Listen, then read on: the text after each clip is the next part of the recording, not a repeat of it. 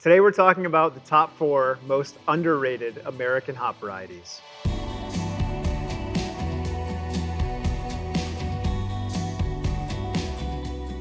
All right, guys, so we've had a huge subscriber growth in the past couple of weeks, and we want to welcome all the new folks to the channel and thank the old folks for sticking around. If you're new here, we've done this video on 2 separate occasions. The first one took a look at our favorite hop varieties, and the next one took a look at our least favorite hop varieties. And in this one, we're going to talk about hop varieties that we think history has maybe left behind, and perhaps they have not gotten the credit that they deserve given the characters that they put off. These guys are hops that we brew with a ton here at Tree House. They're hops that we utilize on a daily basis, and they're hops that actually make up a lot of the classic craft beers that we've fallen in love with over the years. So I'm sure you have your own opinions, having home brewed and having tried our beers over the years in terms of what you like. So hopefully as you watch this video, you're thinking to yourself about what your top 4 overlooked hops would be so we can keep this interactive, and please share a comment below. The one thing about preconceived notions in terms of these hops, I can tell you that over the years, if we list this hop variety on a beer, it will actually not sell as well as a beer that may have a hop like Citra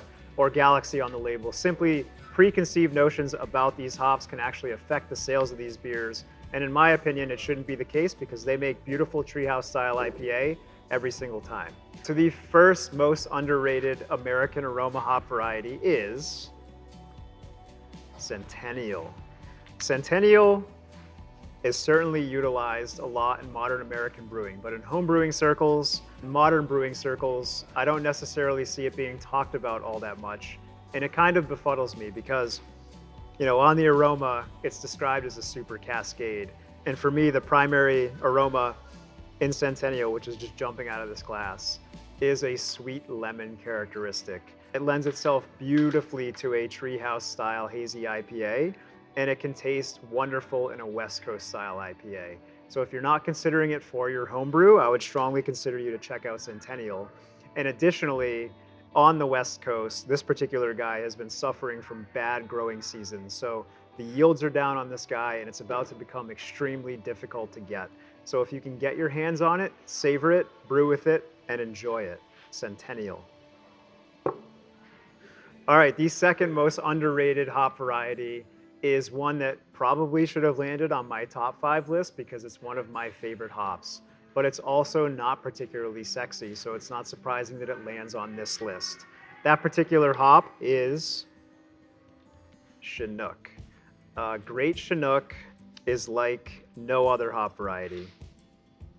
The lot that we have right now, I wish you guys could smell it because the kind of red grapefruit and mixed tropical fruit character that it's throwing is like nothing that you'd expect from a hop that people particularly associate with pine and bitterness and things like that.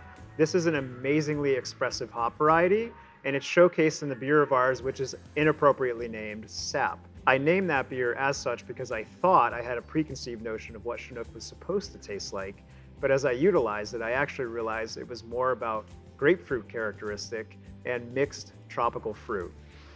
This guy smells, this hop when I smell it actually really drives home and reminds me why I love craft beer and why I've fallen in love with hoppy beer over time. If you don't use Chinook in your home brews, I would strongly encourage you to do so. Chinook. The third most underrated American aroma hop variety is Columbus. Columbus is a hop that I think is mostly misunderstood and therefore potentially underrated. Super danky and sweaty, which doesn't sound like a great descriptor, but frankly, in a West Coast IPA, it can be highly desirable. And for me, we've discovered that the right Columbus, which is the Columbus in this glass, can actually smell of like overripe pineapple and ruby red grapefruit. As a late hop variety, as a flavor aroma hop variety, utilize somewhere between 10 and 25% of your hop bill, both in the kettle and in the dry hop. Columbus will make an amazingly expressive, fruity IPA if you know how to use it.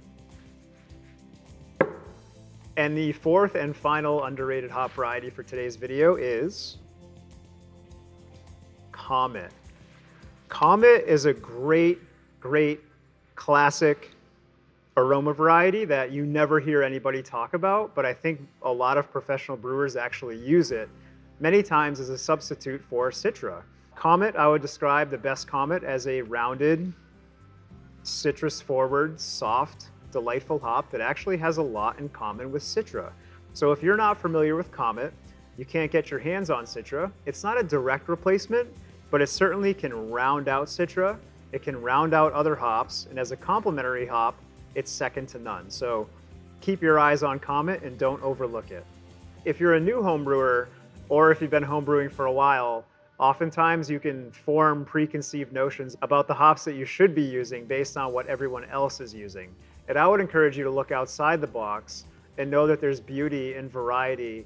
And a lot of these classic American aroma varieties have been around for a long time because they truly do make beer that is special. So hopefully this video encourages you guys to look outside the box. Hopefully you guys are excited about making your next homebrew. Subscribing to the channel is certainly a huge help to us. I've never mentioned this before, but actually hitting the like button helps expose more people to this content who might be interested in seeing it. So if you don't mind giving us a like, we would appreciate it. Once again, we want to thank you for watching, and we'll see you in the next one.